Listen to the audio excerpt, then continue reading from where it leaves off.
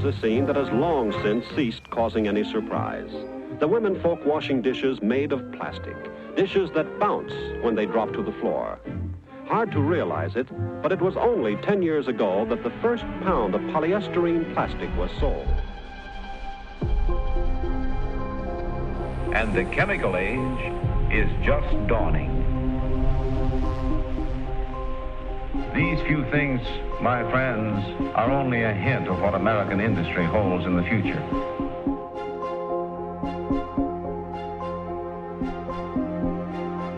Yes, Mylar's properties are right in its molecules, and with them are coming new and better things for us all. Today will be a better day for a lot of people, simply because of a material we call plastic. This industry is well positioned to build on our accomplishments, to shape a sustainable and prosperous future. In summary, we believe the best is yet to come.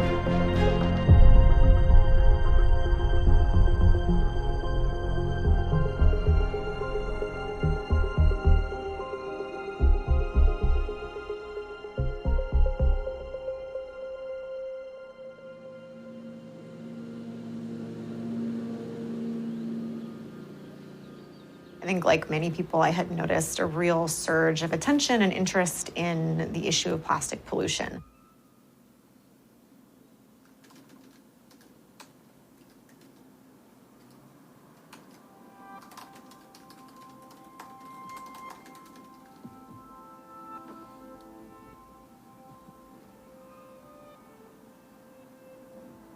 This article came about from conversations with activists who are working on plastics issues. Oftentimes what I do is ask people that are close to an issue how they feel about the media coverage. And one thing I was consistently hearing was that there was a gap in coverage when it came to the front end of the story. So there was a ton of attention around the final stage of the plastic's life cycle when it actually becomes pollution. But not as many people were telling the story about where plastic comes from.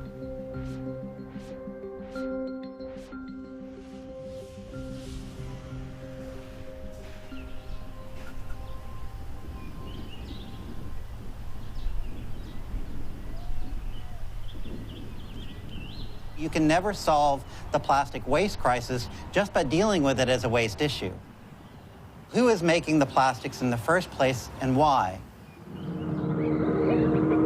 The history of plastics began over 30 million years ago, when intense heat, natural chemical changes, and tremendous pressures created by the shifting of the Earth's crust formed the substance needed to make plastic, petroleum. 99% of what goes into plastics is fossil fuels. And so, unsurprisingly, the same companies that make plastics are also the companies that sell us fossil fuels. Exxon, Chevron, ConocoPhillips, Shell, and Dow DuPont, which in addition to being a major chemicals company, is also a major player in oil and gas.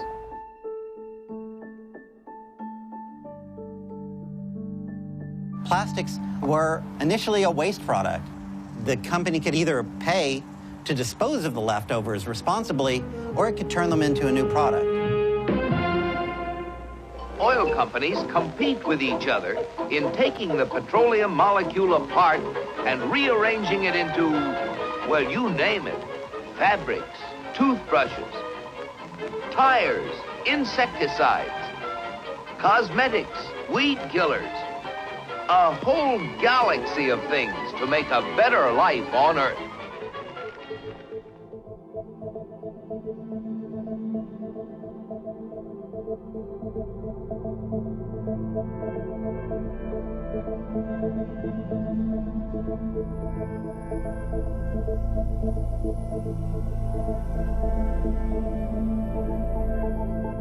Just as there are many kinds of woods and metals, so there are many kinds of plastics.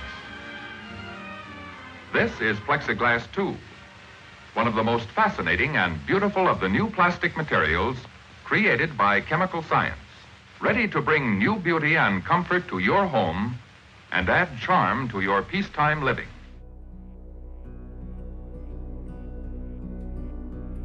Plastic is a miracle material. When it was created, it was hailed as the biggest invention of the time.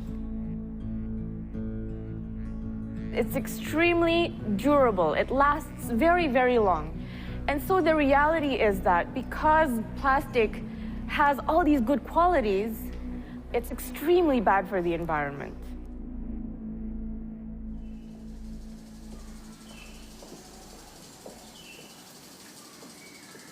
I was a corporate lawyer for 6 years, and then I decided to leave it to work on something that I actually cared about and where I actually had a personal stake in the outcome. 15 years ago, I could still go to a pristine beach and collect seashells. And it makes me sad to think that some of the children born today, and even my own daughter, won't have the memory of a cleaner world.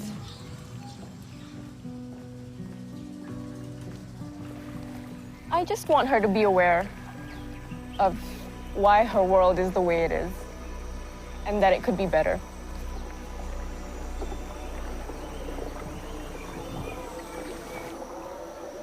I feel like I don't know how to answer anymore when people say, why are you focusing on plastic? Why is plastic a problem? I mean, I feel like I should just take them here and not say anything, just take them here and then see what they think, whether they think plastic bags are not a problem anymore.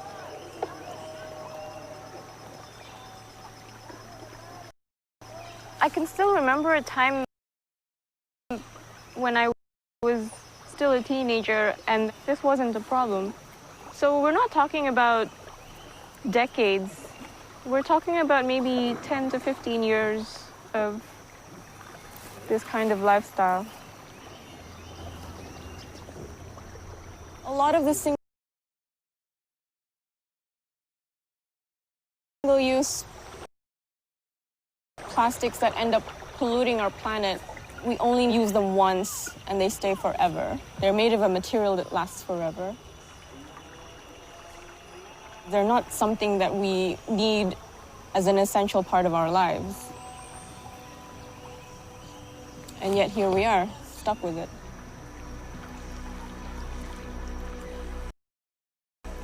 Unfortunately, data are coming back that plastics really are a significant component of the waste that enters the ocean. So that's largely a matter of poorly or unmanaged municipal solid waste.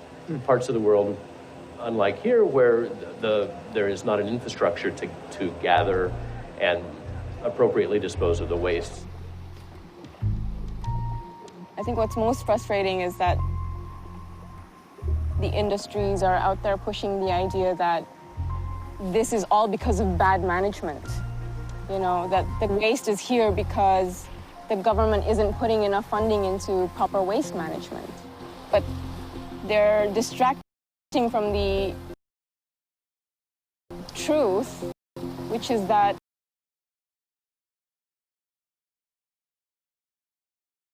there's no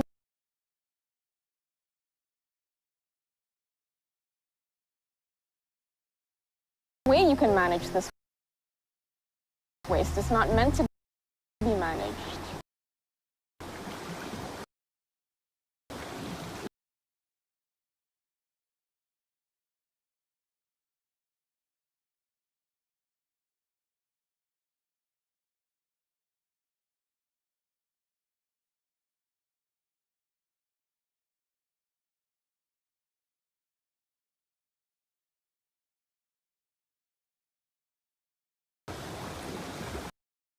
I think we should band together and have a serious discussion on a global scale, because these companies are operating on a global scale.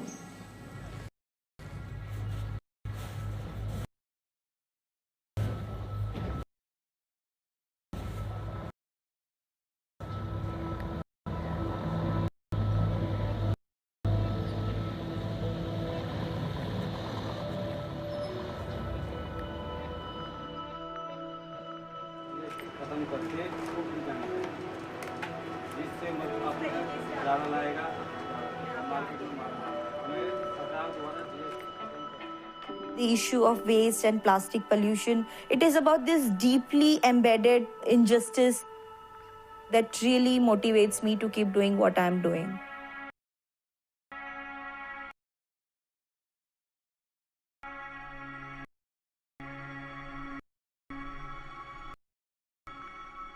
We are standing in Ghazipur D Block Dairy Farm, next to the landfill which receives waste from almost half of Delhi.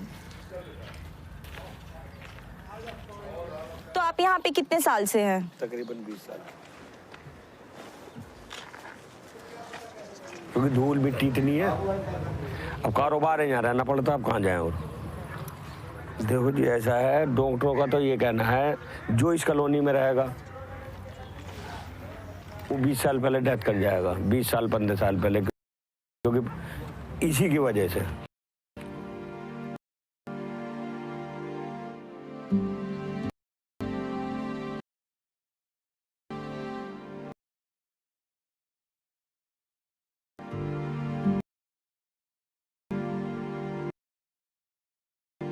Plastic products are only creating a mountain of waste in India.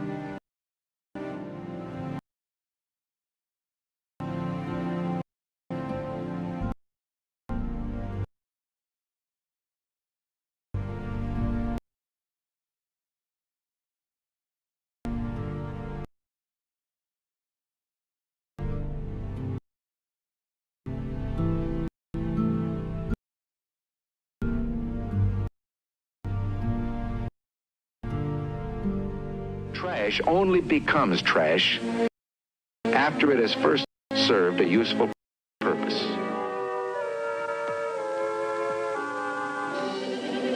The art of modern packaging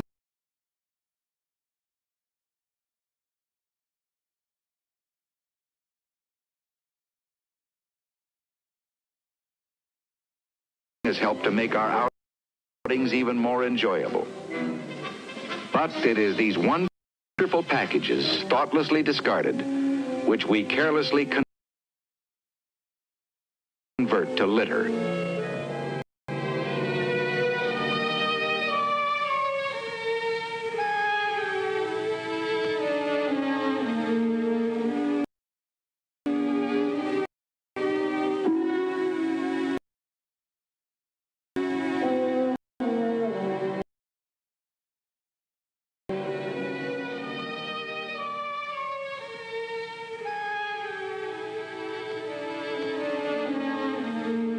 I think in a lot of discussions of various environmental problems, we put a lot of onus on the consumer. And that's an easy to digest narrative, even though it's very simplistic.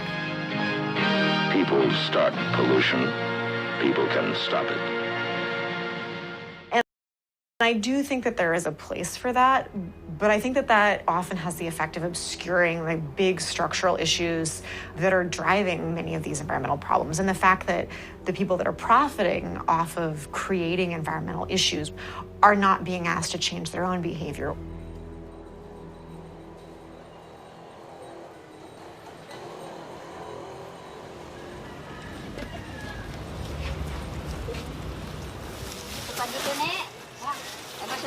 Delita Francisco po, ano?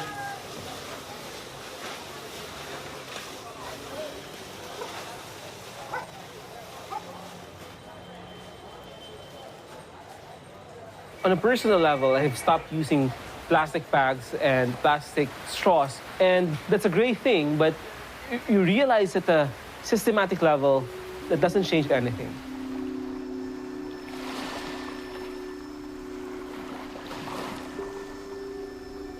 I grew up in an island, enjoying nature. When I was in college, I moved to Manila to study.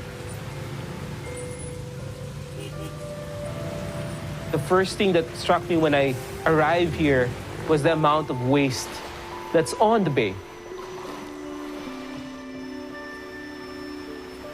This is not what I want for my island, the place where I grew up. And I know if I don't do something, that will happen.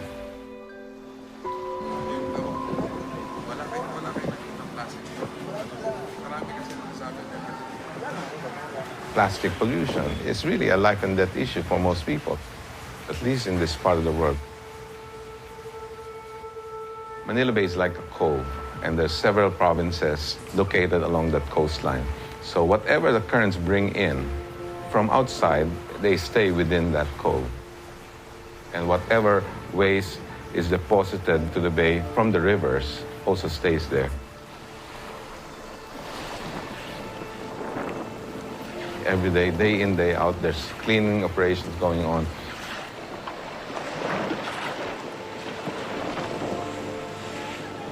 It's unending.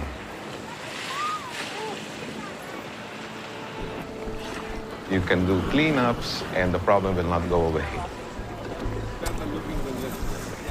You have to look at the root causes. We can't be doing cleanups all our lives. This is not a solution.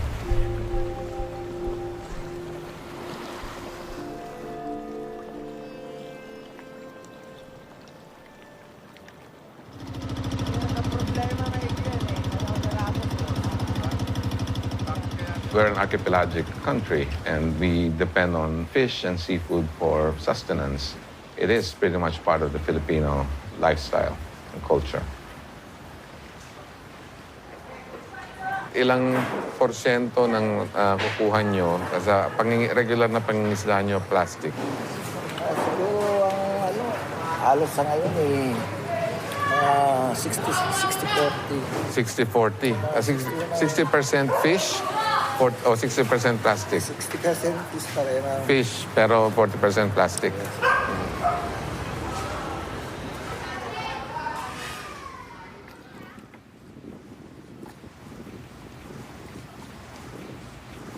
The stuff we read about saying there'll be more plastics in the oceans and fish in 2050, that's actually a reality for most of these fishermen.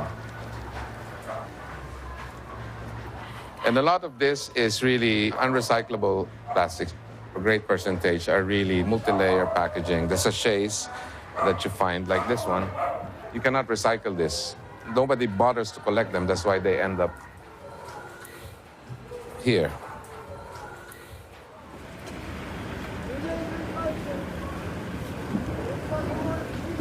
Who bears the burden of this pollution? We have the marginal communities, coastal communities, the fishing communities, and the people, the citizens who are forced to, through their taxes, shoulder the cost of cleanup. These companies have been able to get away with it for many years now.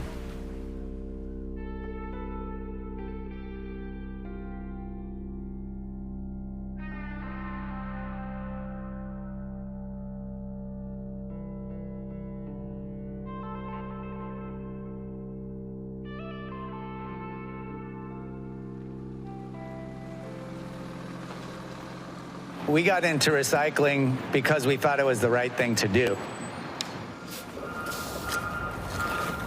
Of course, it is a disposal service. At its core, it's taking stuff that people don't want anymore and trying to do something better than landfill with it. You can see the range of things that are coming out of people's houses. 10, 15 years ago, this would have had a lot more aluminum, a lot more glass. It's amazing how many things have moved to plastic.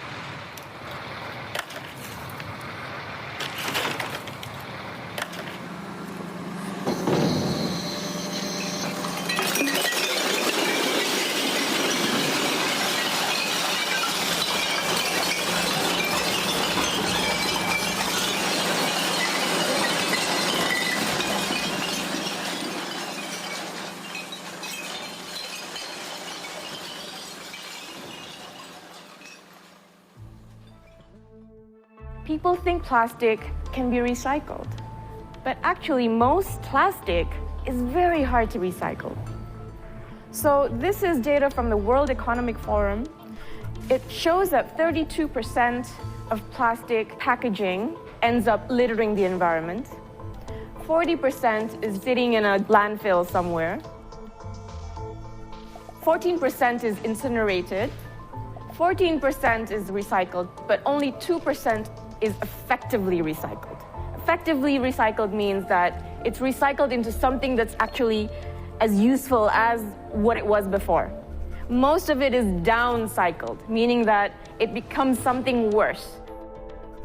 Unlike glass and metals, plastics degrade when they're recycled. Most recycled plastic is only recycled once before ending up in landfills, incinerators, and the environment.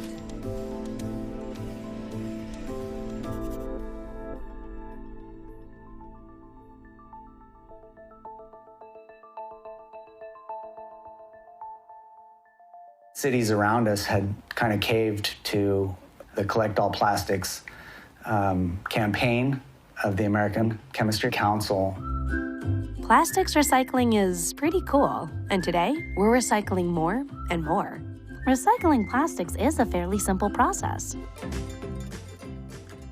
In 2013, under significant pressure from our city council, we began accepting non-bottle mixed rigid plastic. So all the plastic containers, berry containers, keg cups, plastic cold cups, from Starbucks. Procter & Gamble wants us all to believe that all their packaged goods are in totally environmentally sound packaging. They want us all using single-use packaged products so that we're just on the supply chain. It's totally unfair to the cities and the recyclers on the back end, because then everyone says, oh, it's recyclable, you should collect it. Well, then what? We have to pay to sort it, we have to pay to process it, and then we don't have any markets for it. Once we said we would accept it and we would start sorting it and packing it for export, it was just like the floodgates were open. I mean, the tons went up and up and up and up and up. Because China was buying it, there actually was a market for that stuff. And even if we couldn't afford to sort it out here, we could bail it up and ship it in a shipping container over there, and somebody over there would sort it out.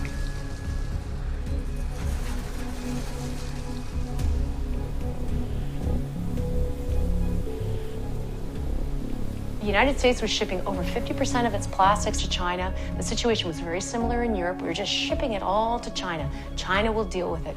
And we built up these big recycling programs, and everything was about recycle. Recycle, recycle, recycle is the solution to everything, because we had China there. So China's just said, you know what? We're sick of being a dumping ground, and we don't want this stuff introduced into our country.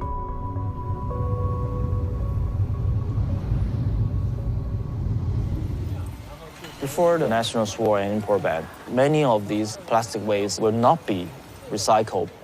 They're useless plastics. Many of them are single-use containers, low-value plastics, films. So in general, we see it quite positive. This gives us a chance to upgrade our recycling industry. The Chinese waste ban has really been a shocking event for Europe. People didn't know that their recycled plastic was actually being shipped to China.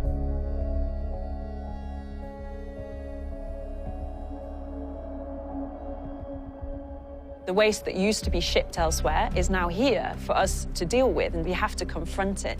Because in Europe, we really have plastic waste piling up. I see the China thing as a reckoning, because it's all been this false market where we've just been shipping stuff to China. The stuff's backing up. It's not getting exported. So what's going to happen with it?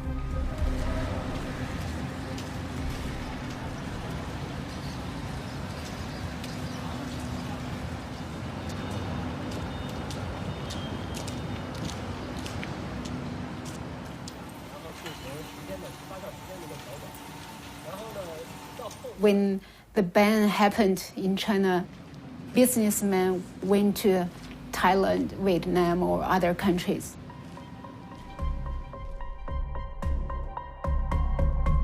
A year ago, China was taking 10 times the amount of plastic they're taking today. And that is a massive amount of plastic.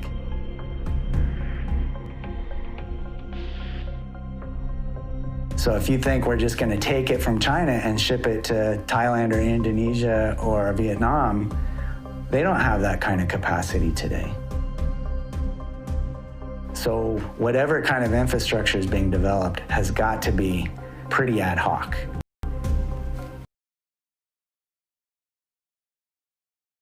You know, it could range from somebody's backyard to a partly covered warehouse.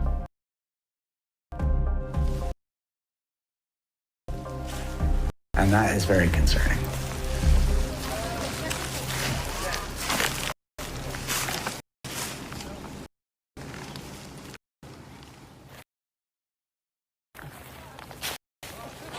From US. It's Texas. Yeah, it's from Australia. It's from Toronto. Toronto.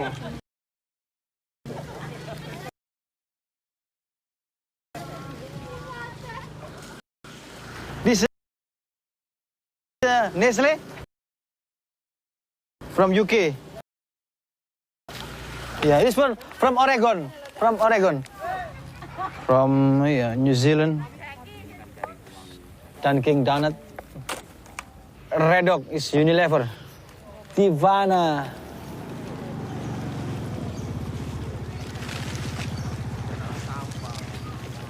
What do you think somebody's really going to do with this? It's all different colors. It's got film and plastic. You got 7 different kinds of resin. This stuff's been printed on, so there's ink in the plastic. You know, what are you really going to make with it? And they have to be able to tell the difference between this clear plastic and this clear plastic, which look the same to you and me, but they're not. And so how do they do that? They have special tests. They can hear it, or they'll light it on fire and smell the smoke. That's got to be good for your health.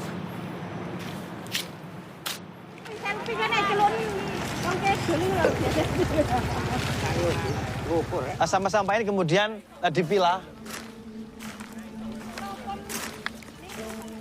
dipisahkan menjadi kaleng, kemudian plastik yang bernilai. Sisa waste ini kemudian akan dibakar.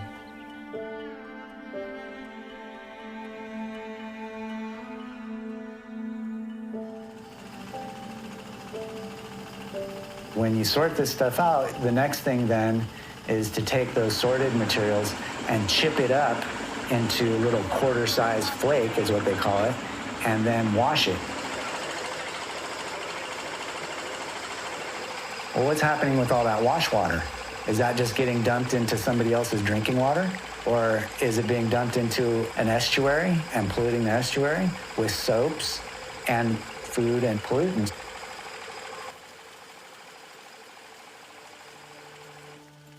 And what about when you melt the plastic? Because the next thing you do is you take that flake and you melt it down and extrude it out into these long spaghetti chains, and then you chop those up into little pellets or nurdles. And when you melt it, a lot of these plastics release toxic volatile organic compounds, VOCs, that are not good to breathe. The problem is that there's no place for this stuff to go. Awalnya kita memang merasa plastik ini sesuatu yang bagus ya. Jadi ini praktis begitu. Tapi kemudian terakhir kita bisa melihat bagaimana plastik itu berubah menjadi sebuah bencana bagi kita.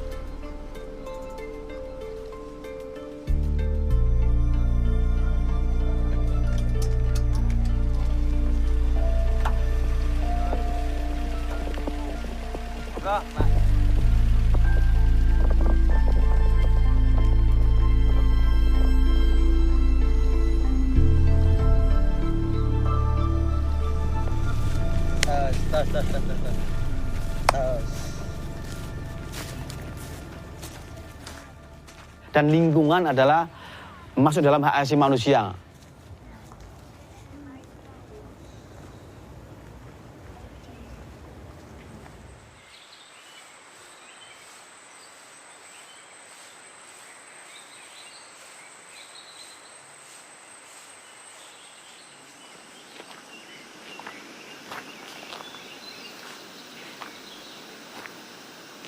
Personally, I got into this movement because I was passionate about going to forests and mountains.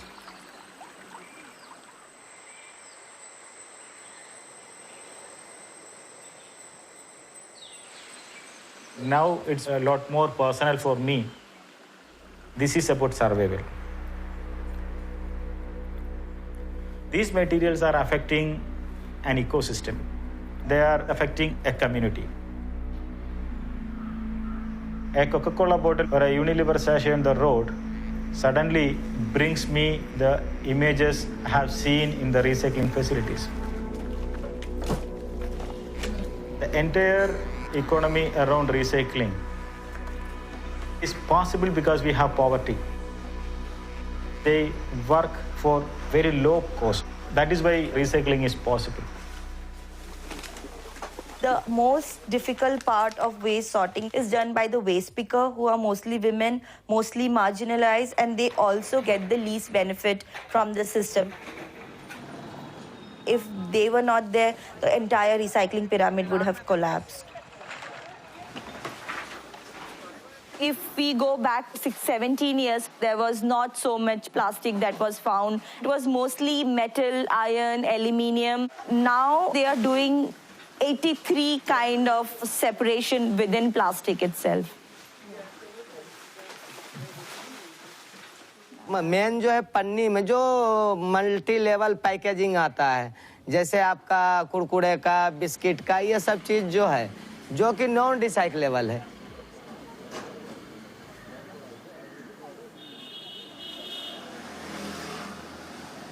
इसलिए कि वो material बिकता नहीं है, लेकिन फिर भी आ रहा है. मान लिया मैंने इकट्ठा कर लिया.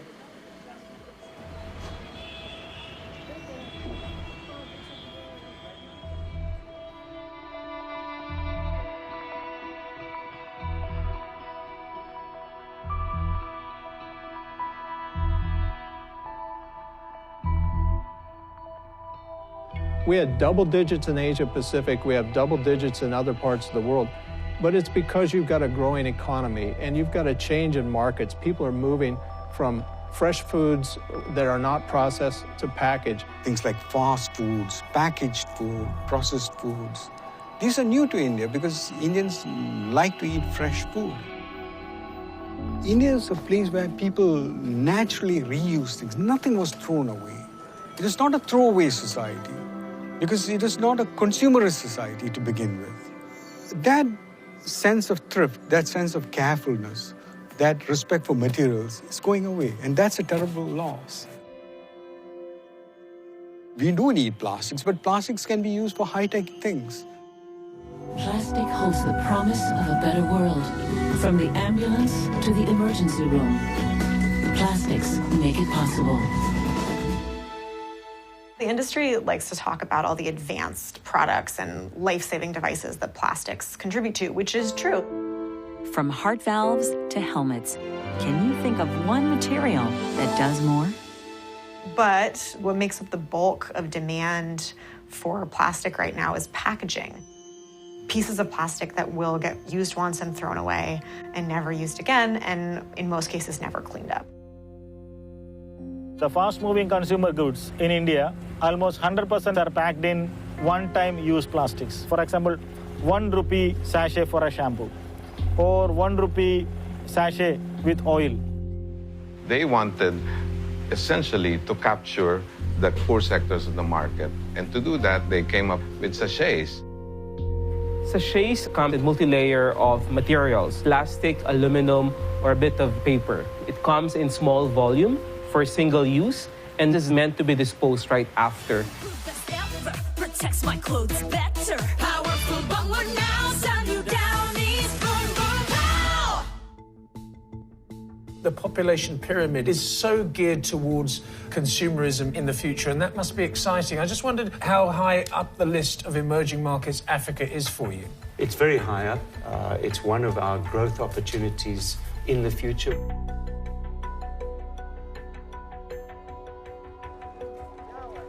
Our markets are just flooded with this. We already had an existing system. The previous traditional stores, they were a perfect example of alternate delivery system. It's everything still unpacked. I remember bringing glass to buy soy sauce or oil that we'll use for the day. But now you have soy sauce, you have oil that comes in pouches that are meant to be thrown right after. When these global companies came in, we were happy to see that, okay, we are also getting the same quality of life enjoyed by the West. And now we realize that there is a double standard.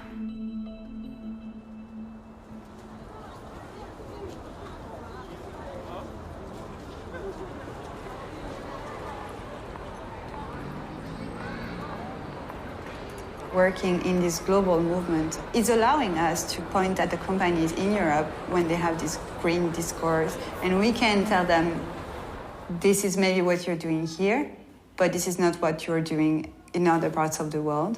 And if you want to be credible, you will have to align your actions everywhere with what you're saying.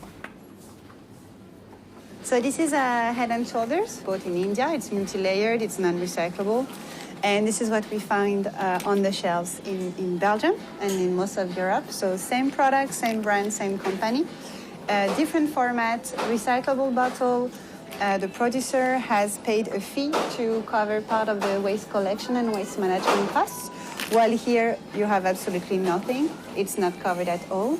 So yeah, in a very country where they have to implement waste management and waste collection system, and they need money and funding to build these infrastructures, the producers are not contributing to the end of life of this product, while in Europe, applying a double standard, they are.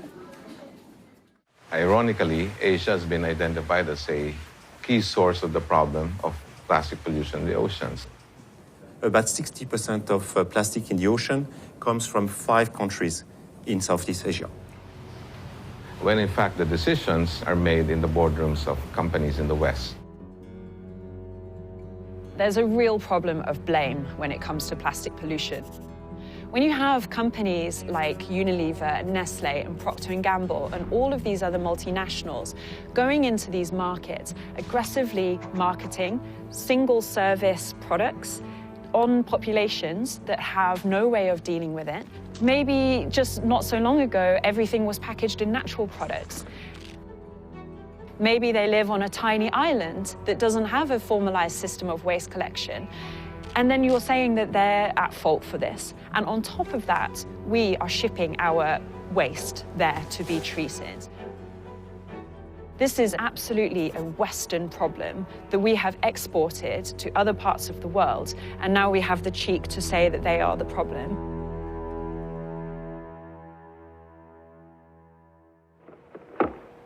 Pampers. No washing, no mess. You just use them once. Pampers. Procter & Gamble's discovery that makes diapers old-fashioned. Just follow the directions and flush away.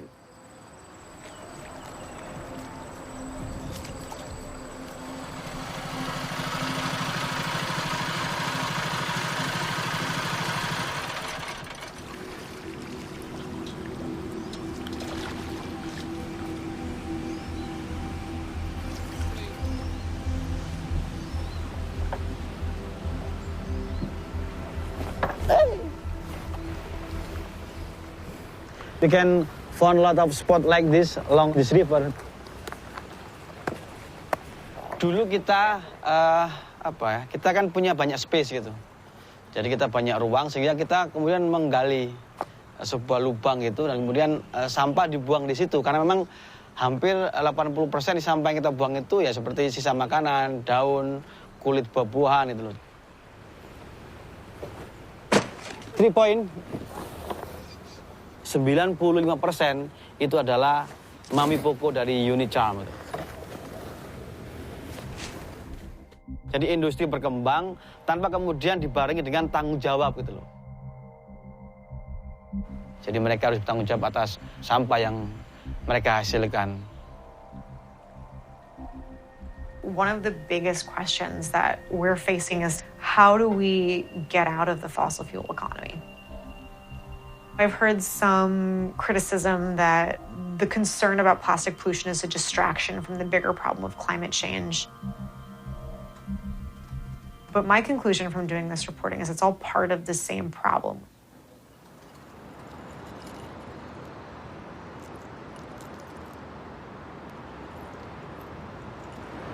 Recently, we've discovered that the 7 most produced and consumed types of plastic produce greenhouse gases. As plastic degrades in the environment, it will just be producing more and more gases with time. We are really making the connection between the plastics issue and what's happening with the climate movement, because all of their efforts can be completely offset by the fact that the fossil fuel that we're not using anymore for transport and energy is now being used to produce cheap plastics, and is going to be burnt and is going to release CO2 in the atmosphere. If we don't do things right, all this plastic might end up in incinerators, and that's something we have to watch closely. It's a real danger.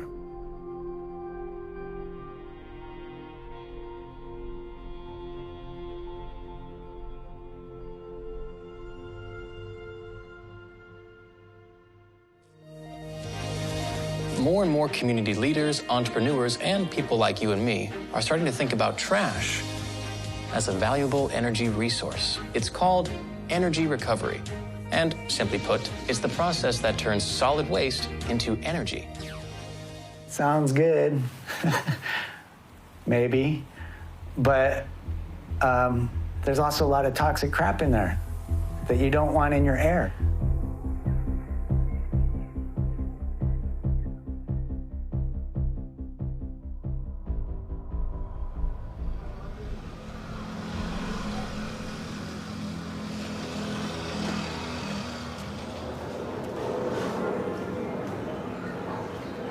The first thing we do when we get up is look out of the window to see how much of smoke is coming out of that plant.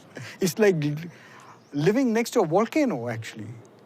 You know, you never know. Sometimes large, copious amounts of smoke come out of these 2 chimneys. They can be seen for miles around. It burns 2,000 tons of unsegregated waste per day. A large component of that is just plastic. It's a cocktail of every kind of dangerous thing that you can think of.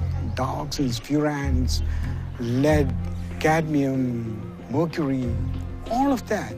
We sent samples of the fly ash to a lab in London. They said, please evacuate immediately. That's what they said. We are seeing a lot of changes since the incinerator came in. You find a lot of people who never ever had any respiratory problem, they are coming with respiratory distress. Then there's severe dermatitis and a lot of skin rashes which were not there before. These dioxins cause infertility and even long-term effects on our fetuses. They are hormone disruptors. And also they are carcinogenic. And that is proven. There's nothing to be proved. It started so gradually that we did not notice the process. But now that we look back, it's so clear. I grew up here, so I have a lot of memories attached to this place. Before, I remember we used to play outside. And now kids stopped coming outside and playing. So that is how we were caged inside our own homes. When I went to the doctor, he told me, it looks from your lungs that either you're a smoker or you work in the mines. The plant projects itself as doing a great service to the community by getting rid of their garbage. But this is the wrong way to do it. The main thing that this incinerator does is it reduces the volume of your garbage. So instead of having a mountain of garbage, you have a hillock of fly ash and bottom ash, which is very, very toxic.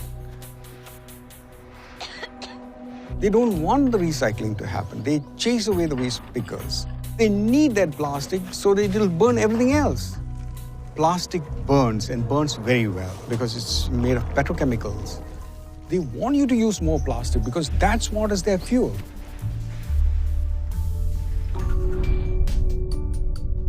It's basically a trash monster that will just desperately eat as much plastic as it can. And not only will it be happy to get non-recyclable packaging, but all the plastic that's going for recycling currently will essentially be institutionally diverted, even if it's at the cost of the environment, human development, and economic inclusion.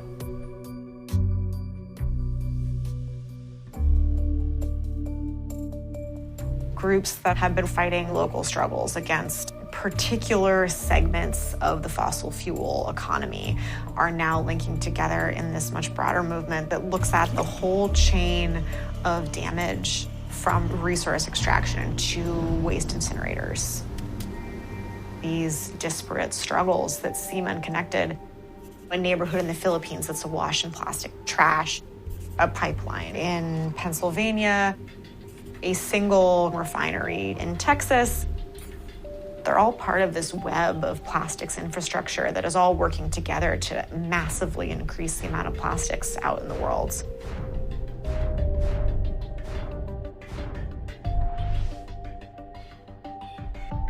Why is it that we're seeing so much more plastics entering the environment?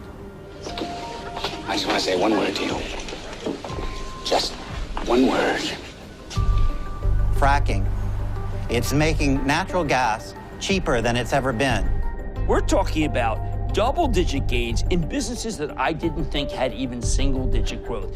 How are you putting up these numbers? Well, we have a very focused team, Jim. We also built a lot of assets on the U.S. Gulf Coast to take advantage of shale gas.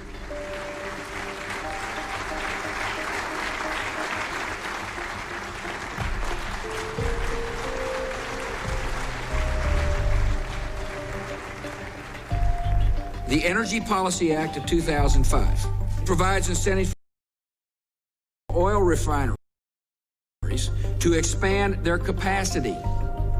The bill includes tax incentives to encourage new construction of natural gas pipelines. The United States, North America, sits on a very large hydrocarbon resource base. When we see the fact that we have low-priced natural gas, which we think will be around for a long time, that is leading to a flood of new investments. If we have availability of cheap fossil fuel, we're going to have availability of dirty chemicals and of cheap plastics. Maximizing the value of all the molecules from a barrel of crude oil. That's been foundational for how we've approached the chemical business for decades. And this is where the straw in the turtle's nose comes from. Comes from petrol, oil, gas. Es plástico. ¿Es plástico? It's not a freaking straw. I'm so sorry, baby.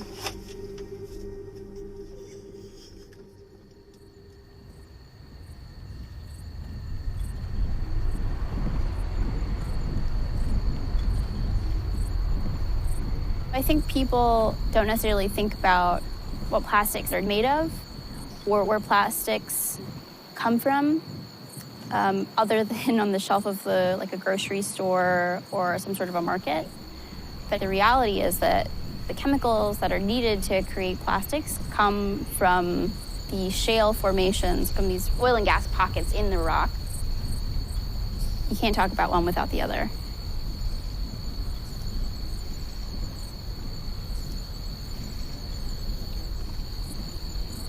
In these oil and gas pockets, you also have chemicals like benzene and toluene and ethylbenzene and xylene that are all extremely harmful for your health.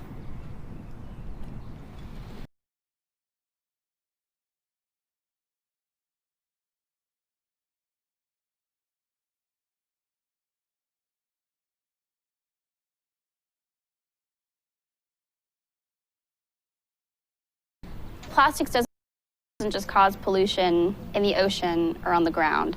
It's also causing pollution where it's coming from, at the point of extraction.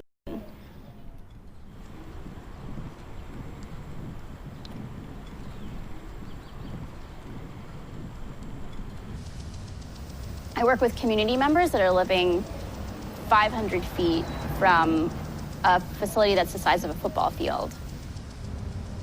Now some of the residents depend on medication to get through the day because their headaches are so bad. Or they have chronic respiratory issues and so they can't breathe. Their lives were dramatically changed over a period of 5 or 6 years.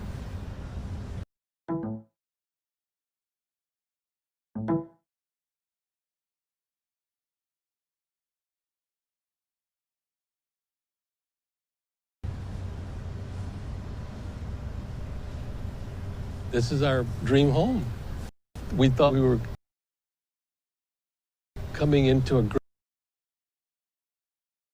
great area to where we could live out our years. And then this stuff started turning up. You're not showing my face, are you? No. Okay.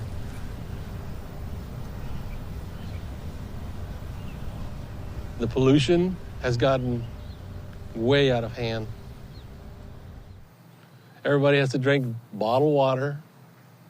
There's a water well on my place. We don't drink the water because we know damn well we can't use that water. We don't know what's coming out of that flare. And they won't tell us. You know, I think that these oil companies they think they're above the law.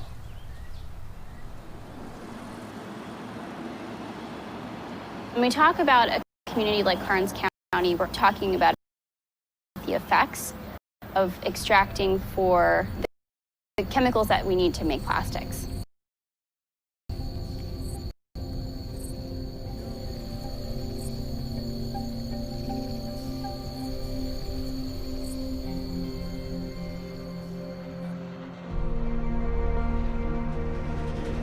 I spent a fair amount of time in the oil and gas industry. My time as Secretary of State isn't that far removed from what I did running that small company. New drilling technology and greater energy output are transforming American life and lives all around the world. It took our shale producers and risk takers, and it took Congress lifting the oil export ban in 2015, which I voted for. You should all see me as I walk out and say thanks.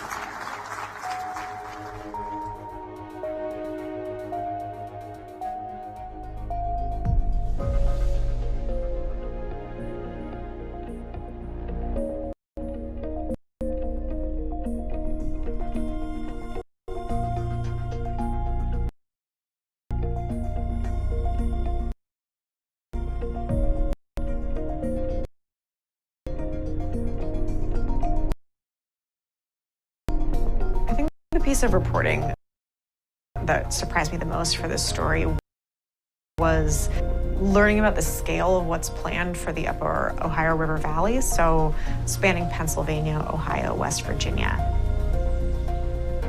They're really talking about a brand new petrochemical corridor, which is unprecedented in that area.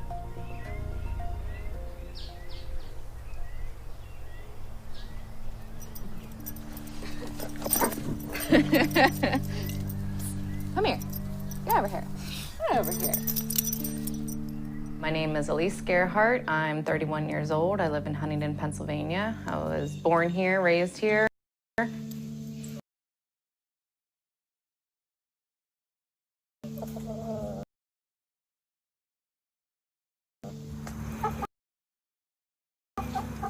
My mom called me to tell me happy birthday. And then she informed me that there was a company who wanted to build a pipeline through this property here, where I grew up.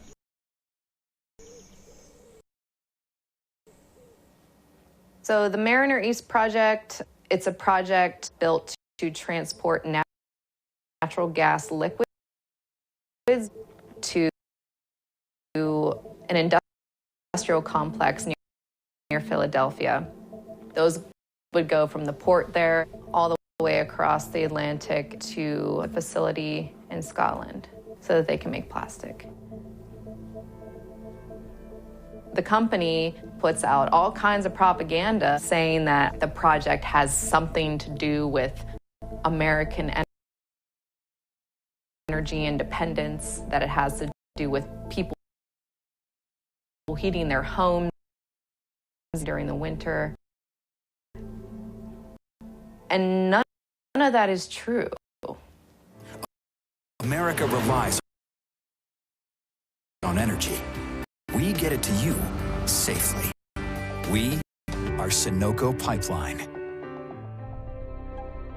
It makes me really angry because as soon as I started doing research on this project, it was very clear what the intent was. You know, it's publicly available, and yet we have these judges saying that those companies can take our property for their own private use to make plastic.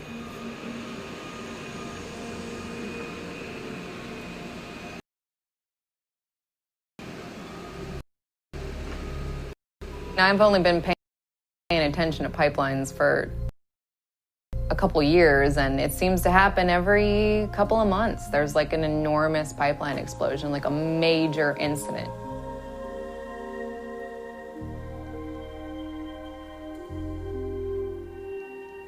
I mean, people's houses burning down, people being severely injured. A gas line outside Columbus, Ohio explodes, destroying 2 homes. See that explode? Breaking news. Firefighters are racing to contain a deadly gas explosion in Kentucky. Flames spreading to homes, forcing evacuations. I don't know what it's going to feel like to try and live here every day, knowing that a leak or explosion could happen at any time with no warning, because you can't see it, you can't smell it, you don't know until it's too late. If you look at the projected blast zone area, and I have to laugh because Sunoco doesn't refer to it as a blast zone area, it's a buffer area, is roughly 1,000 feet on either side of the pipeline. So from where the pipeline is in relationship to our house, we're well within the blast zone area.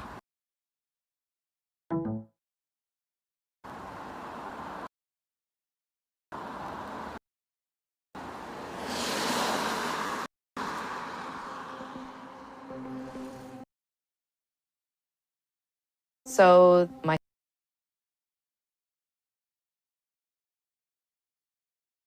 myself and a couple other people climbed into some of the trees and occupied them so that they couldn't cut them down. And we had lots of people just start coming through who wanted to help out. But they tried to intimidate people. I was followed to work. They flew drones up around the house, just looking at everything.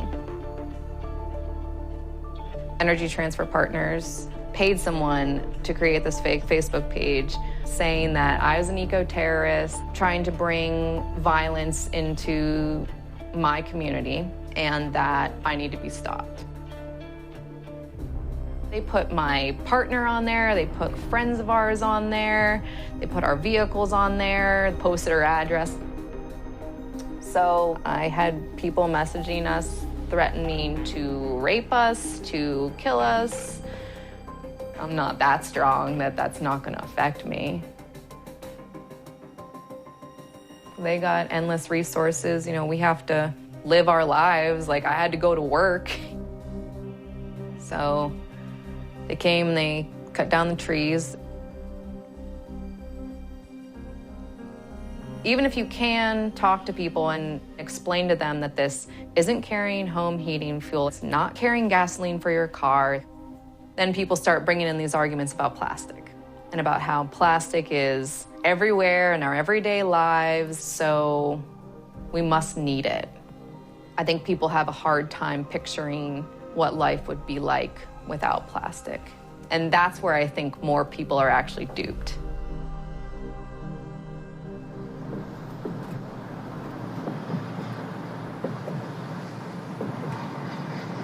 Houston is the home of the largest petrochemical complex in the nation. This is what plastic smells like. This is what plastic feels like. This is what plastic looks like from our end.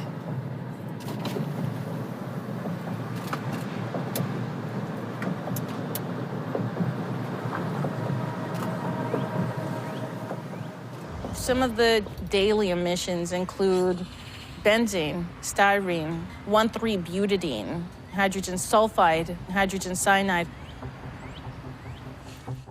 What we have tried to put in place here is a model that will ensure that EPA prioritizes chemicals.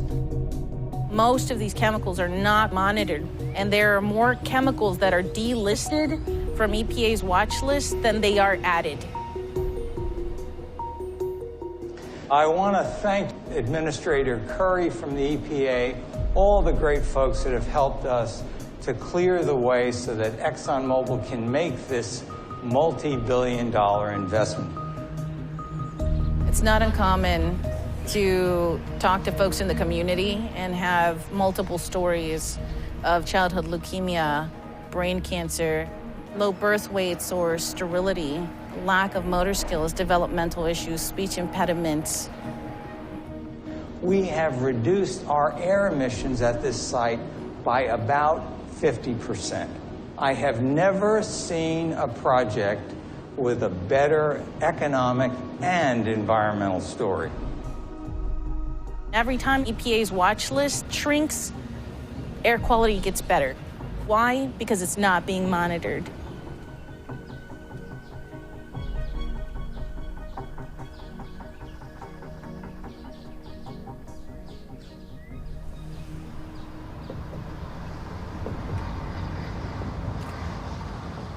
Both of my parents are immigrants.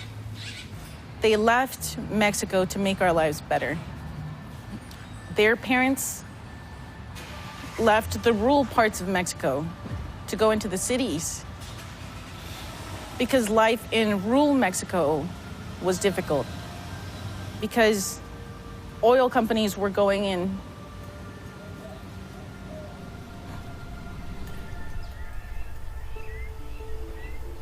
That story isn't done. There's another family that's living with that, and there's another family that's living next to a refinery, and there's another family that's struggling.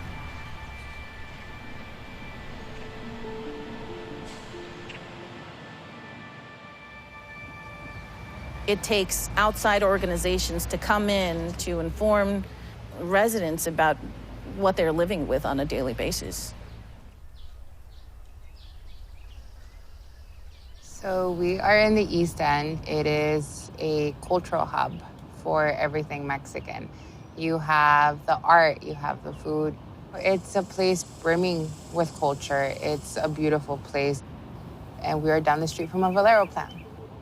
That's what there is a lot of here, a lot of plants. I think the farthest that I've ever lived from a plant has been 2.5 miles.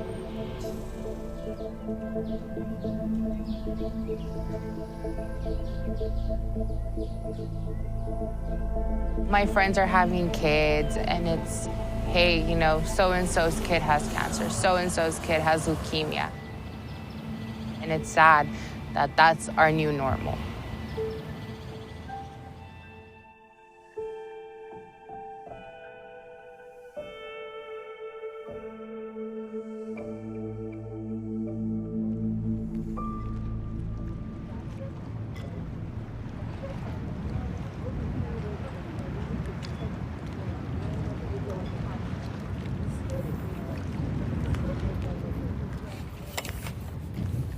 I'm just going to start running it through here. Okay, I'm bringing it up. Just see what we got. Oh, God. Yeah, there's all kinds of pellets. Diane, you want this? Yeah, we'll take a sample. We found fish with pellets in their gullets. We've had oystermen who say when they're shucking open in oysters, they're finding pellets inside it. On the bay, you got Formosa Plastic, we got Invista, we got BP, we got DuPont, we got Dow Chemical. You add all of that up, easily you can get 50 million gallons a day of toxins being discharged into estuaries. I worked 25 years at the plant as a supervisor, but I had to get out of there because I got tired of the bull crap lying for them, because that's all you do out there at that plant is lie. And, you know, nobody out there can speak. They'll fire you right on the spot.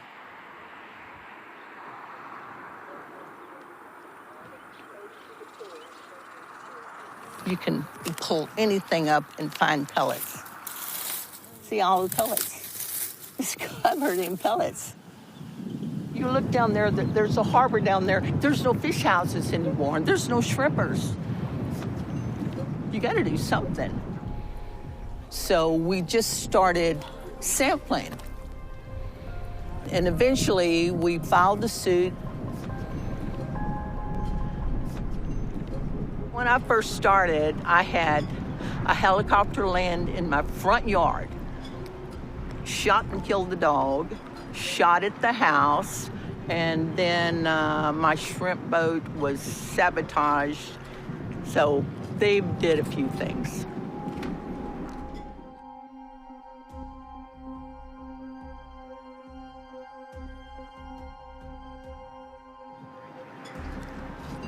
I don't think my story is unique at all. I think there are thousands in little rural communities where the company has a heavy hand, especially along the Gulf Coast.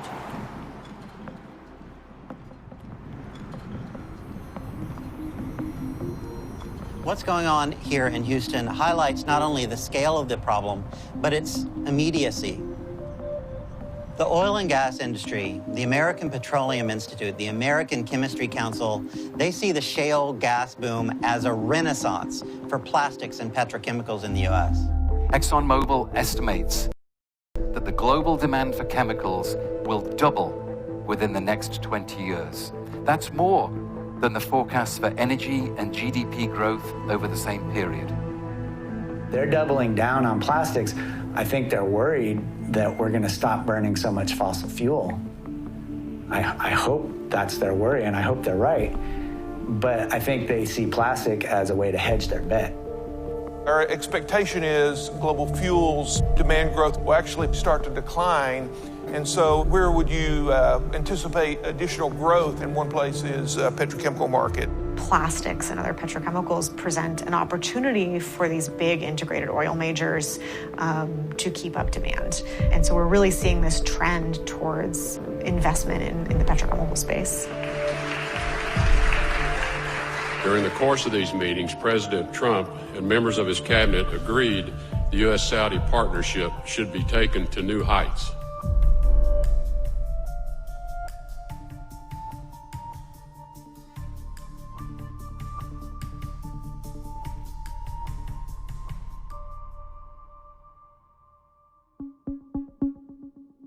The latest estimate from the American Chemistry Council is that $194 billion will be invested in the U.S. into 325 new or expanded facilities for petrochemicals, primarily for plastics, between now and 2025. That's a remarkable expansion. We're already producing more plastics in the United States than we can use. So the question is, where is that plastic going? It's flowing to Asia, it's flowing to Europe, it's flowing into ever new product streams. This highlights a really fundamental truth about the plastics crisis and about plastics as a product. To a far greater extent than in any other product chain, plastics are driven not by the demand for them, but by the supply. This is the story of plastics. It is fossil fuels finding a new form and finding a new place to flow through the economy.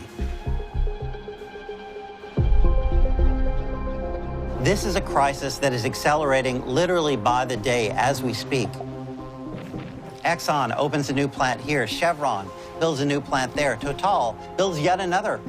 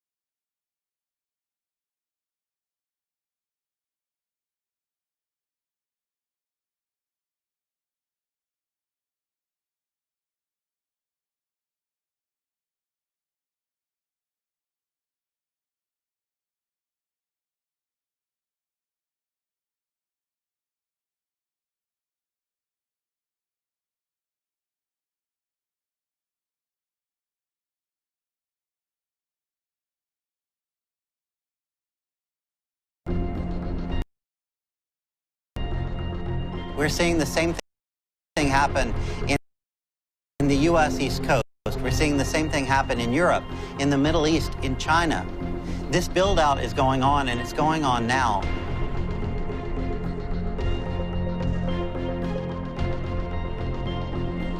Once these plants are built, the debt to build them will already have been incurred.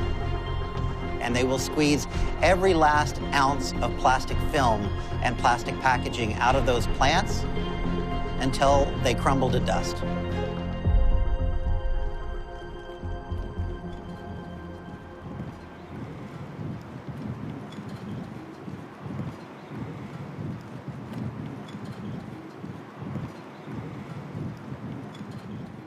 We're back with an alarming new report that came out this past week on the state of the world's oceans, specifically the finding that they contain far more plastic than scientists had first thought. The surge of attention to plastic pollution is pretty striking. Searching for fish, but finding an ocean of plastic trash. About 8 million metric tons go into the ocean every year. That's the equivalent of one city garbage truck dumping a load of plastic into the ocean every minute of every day. Celebrities urging people to give up using things like plastic straws and cups. By 2050, there will be more plastic waste in the world's oceans than fish. These pictures after its death show the 80 plastic bags found inside the whale. Este mar de plásticos apareció en las costas de la República Dominicana hace unos meses. It's getting into the food that we end up eating. The polyester fibers that you take into your lungs, they're small enough to cross the blood-brain barrier. The 5 gyres, giant swirling bodies of water where plastic accumulates. When I mention plastic to younger people, they say plastic is that giant island that's the size of Antarctica in an ocean, and that's what plastic did. It wrecked the environment. But the world is still going toward plastic. We do have a plastic waste problem, and at this point in time, I've never seen the industry more aligned about tackling that problem. They're mostly making these statements that are quite normative. We'll look into this, we're committed.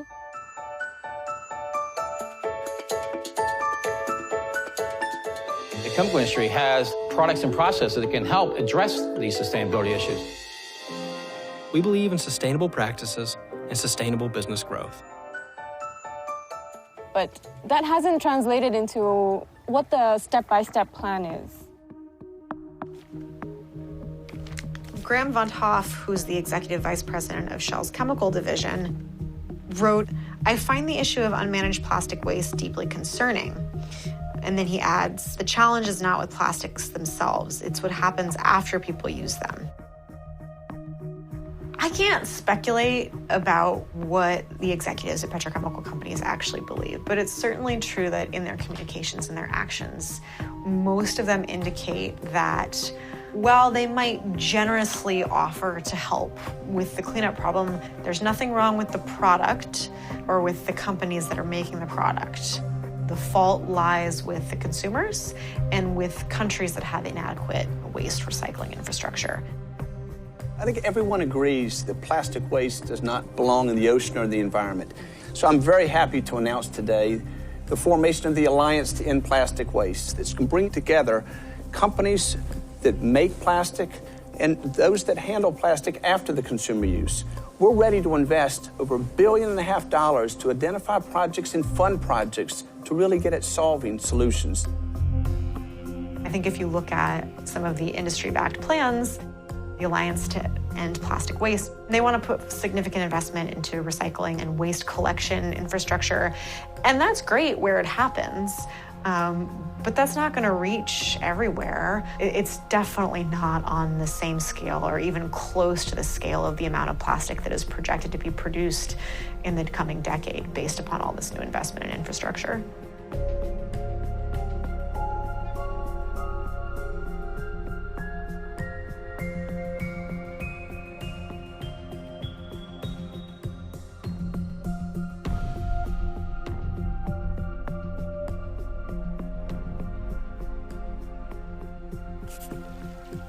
The metaphor I use in the piece is it's like trying to bail out a bathtub with a teaspoon while the tap is on full blast.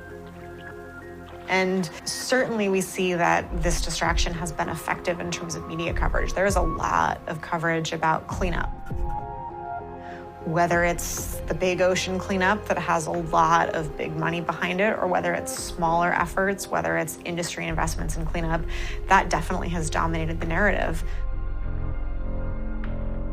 That famous quote, "The future of plastics is in the trash can," it's no secret that the industry has for decades understood that the way to profit more is to get people to use more plastic. Their incentive is to get us to use more, and if we throw it away, that creates PR problems for them. But economically, it's great if we just keep using single-use products.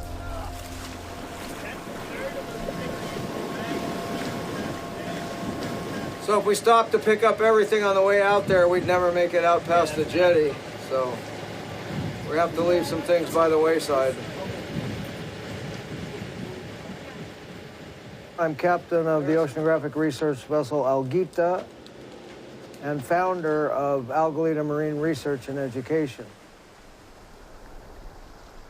I'm known for working well offshore of the coastal ocean in what are known as the oceanic gyres. In 1997, I decided to take a shortcut and cut across this vast expanse, which was basically 1,000 miles in diameter. And I couldn't come on deck without seeing a single piece of plastic float by within 5 minutes.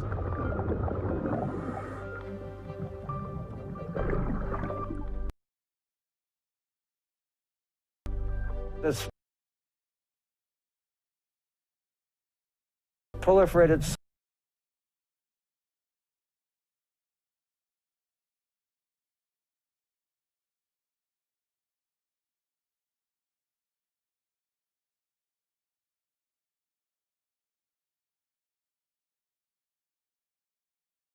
so fast within 20 years from my time of discovering that till today. I feel I underestimated the actual danger. And the aha moment was the first time we threw that manotrol in the ocean and pulled it in, it was full of plastic fragments. That's what blew my mind, when we realized no matter where you're going to throw that net in out here, you're going to find that stuff. So we just pulled in the trawl. This is all plastic that we caught at the surface of the ocean. Wow, that's a lot. You'll see the nurdles, which are the pre-production resin pellets. For a majority of all of our plastics we've ever owned has started out as the nurdles. Look at that separation between the plastic layer. Look how many different layers there are of materials there. See how the plastic's separating from that foil? So how easy do you think it is for the recyclers to do that?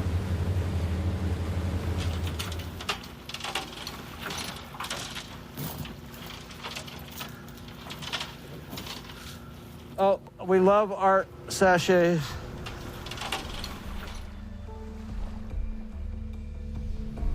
Just about anywhere you look now, you can find plastic, if you look especially at the nanoscale materials, which are now beginning to enter into the web of life itself.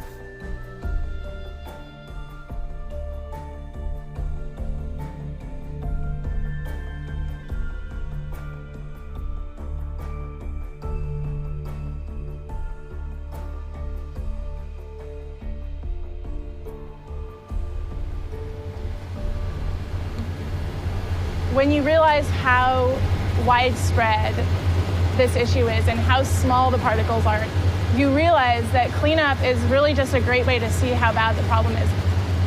We cannot rely on it as a solution.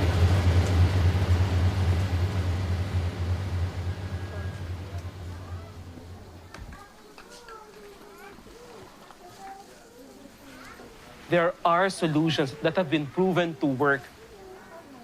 There are cities working towards zero waste.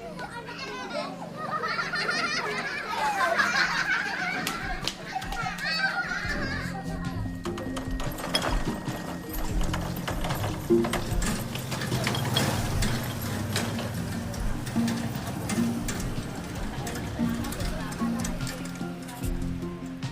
vision for the future is all cities are going zero waste. And that means that all that we use, all that we produce can either be composted or recycled. And all cities have the capacity to manage these compostables and these recyclables. Currently, we still have residual waste. These are products or packaging that can neither be composted nor recycled. But the beauty of a zero waste program is that we are not hiding these products.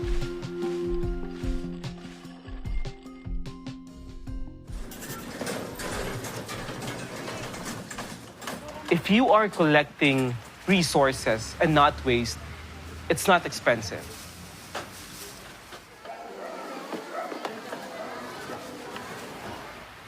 One example is San Fernando City in the Philippines. Without a zero waste program, San Fernando would be spending 70 million pesos per year just to collect their waste and dump it in a landfill. With the zero waste program, they were able to reduce it to 12 million. That translates to about 58 million pesos savings for one city alone. There is only one solution to manage garbage, is to implement zero waste management. It's really a part of a solution economically and for the environment. We're proud of San Fernando with their 78% waste diversion. But the reality is that you have that remaining 22% that San Fernando cannot manage, that no one can manage. The zero waste program allows us to identify which products are beyond the capacity of communities to manage. Industries are going to have to take this into account. If their product isn't able to be recycled, not only in the country where it's produced or designed, but in the country where it ends up, then they shouldn't be producing that kind of product.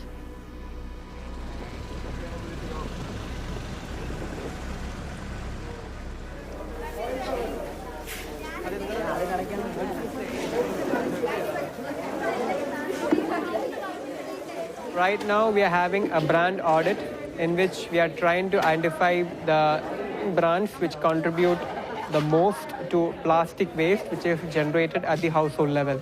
We are trying to generate enough baseline data to enable the government to take a stand so that they can follow guidelines for implementing EPR, which is extended producer responsibility. When we say extended producer responsibility, we try to transfer the responsibility of handling discards of branded products back to the producer. For example, if you are buying a packet of chips, we are essentially buying the chips and not the packaging which comes along with it. So the manufacturer should take the responsibility for either collecting them back or should support the government in treating them. So this is what we dream by implementing extended producer responsibility. From what we see right here, there are 5 main contributors to the majority of the plastic waste generated: Unilever, ITC, Nestle, Milma, and PepsiCo. And we are getting similar feedback from different brand audits conducted all over the country, where the same names are coming up as the top brands. We know who they are. We've been trying to work with them. They have to step up and they have to own the problem. We cannot be forever supporting the bottom line of these companies. That has got to stop now. They need to be given the bill. We've got to pass legislation and we've got to create public opinion to reduce waste. Jadi setiap industri itu punya kewajiban IPR atau Extended Producer Responsibility. Setiap industri pupuk atau setiap industri bertanggung jawab atas sampah yang tidak bisa dikelola. They have a role to play if they want to adapt, but if they don't adapt, we should not expect the Coca-Colas or the PepsiCos or the Unilevers of this world to be there in 20 years. to continue creating products on the basis of petrochemicals is not embracing the full potential of the opportunities that we see elsewhere. We're almost there that you can create packaging that has nothing to do with plastics. We're almost there.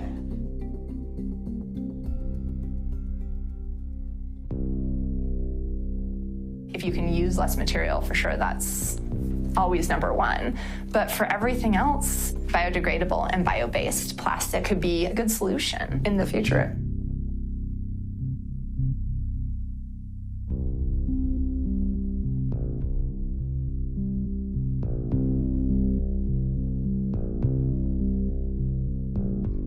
People always say like, oh, Molly, I thought of you. I was at CVS and I bought a biodegradable shampoo bottle. And I'm like, I know exactly what you bought. It's not biodegradable.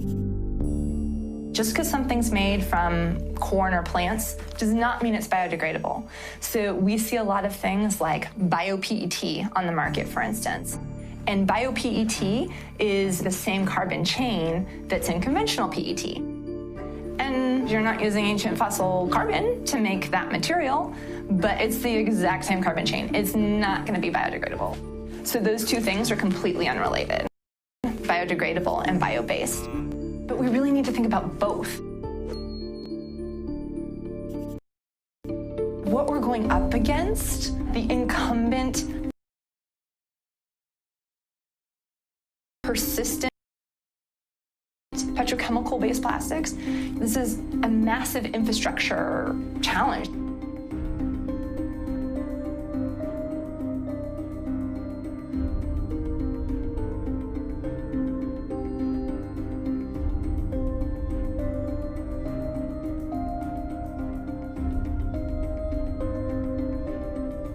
If we really want to completely transform this industry, we have to create that demand and say to the producers, you must buy this much recycled resin instead of virgin. Then you're going to see demand. Then you're going to see investment in recycling.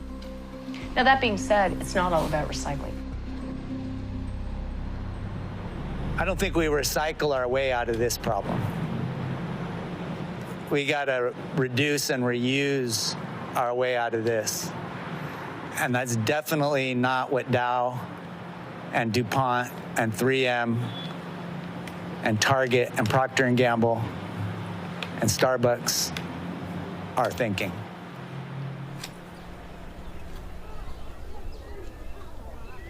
The question is, are we going to see a world of multinationals in 20 or 30 years' time? Or we want to see a world where actually you have a lot more alternative delivery systems, business models that go a lot more small scale and actually building on the communities? The world that I hope to see is one where your beauty care products or your drinks or whatever else that you're buying is coming in reusable packaging. And we have more localized systems so that we break free from these huge multinational companies who have massive supply chains that force them to rely on plastic packaging. At least we can turn off the tap, right? That's the least that we can do, the very least that we can do.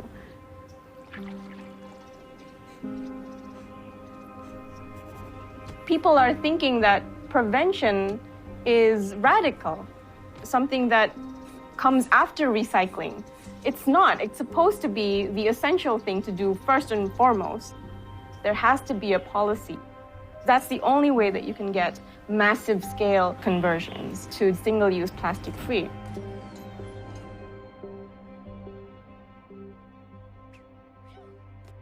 Before we passed the plastic bag reduction law in California, this would have been full of plastic bags too. So it's pretty awesome that there aren't very many, because those plastic bags were a nightmare. They gummed up everything. And it's a success story that gives us some ideas about how we might deal with some of these other materials. What we did is we looked at which single-use plastics items can be easily replaced, like straws, Q-tips, plastic cutlery, plastic plates, etc. So we could ban those products. And then you have products that are not as easily replaceable, and there you need to help industry to try and develop other products that could replace these products. And also, what has been very successful are programs to recollect plastic bottles. You get a collection of over 90%. All these things combined should be one strategy. This is not a Europe-centric or Western-centric issue. In some African countries, governments are willing to be more radical than Europe on single-use plastics. Rwanda is a role model. Since the ban was introduced 10 years ago, countries around the world have since also banned plastic bags. The public is happy to hear about these bans taking place. And companies are really afraid. They're suddenly realizing this is really serious.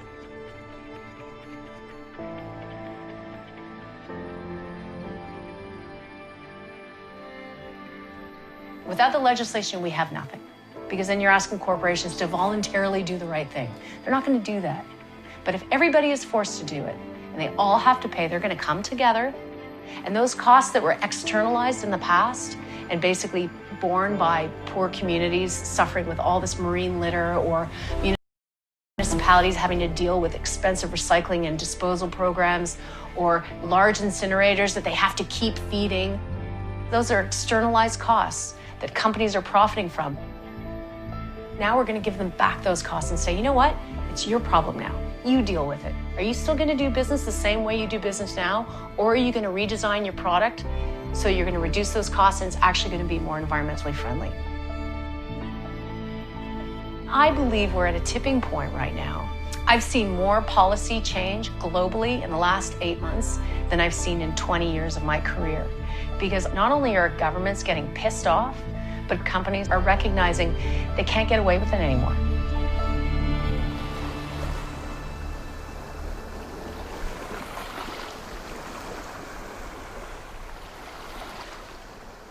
Look at our globe. It's a water world. So if you imagine that we are in a womb filled with water, whatever I do here is going to affect every single life form in this earth. Whether a person in Europe or in US or in India or in Africa or in Philippines or in Indonesia, it's a life. We need to bring in that kind of a spirit of unity across boundaries, because these toxins do not understand political boundaries.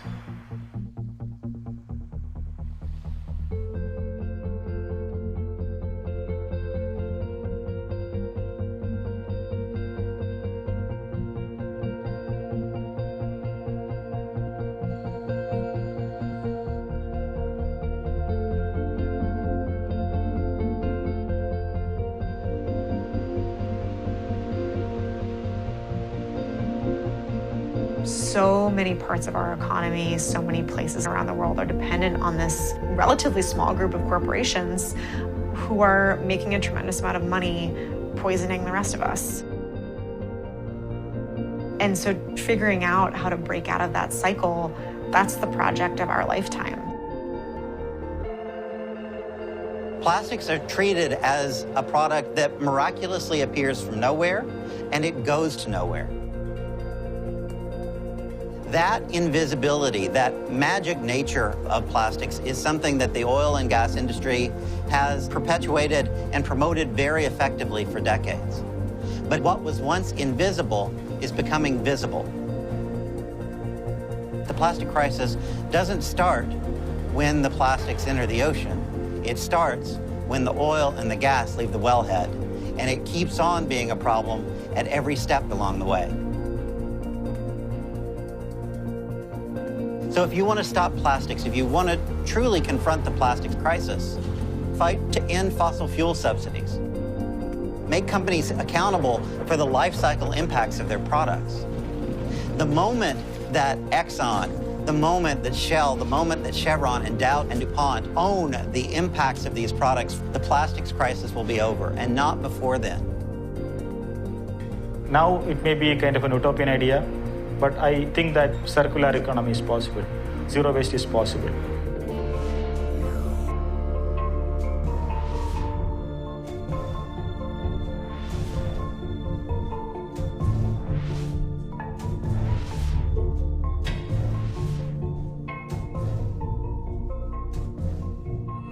It's not reasonable at all that we continue to live like this and expect to survive.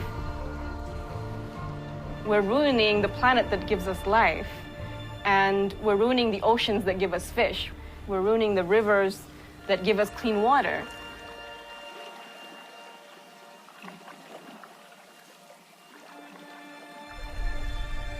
I don't think they can keep on tricking people forever.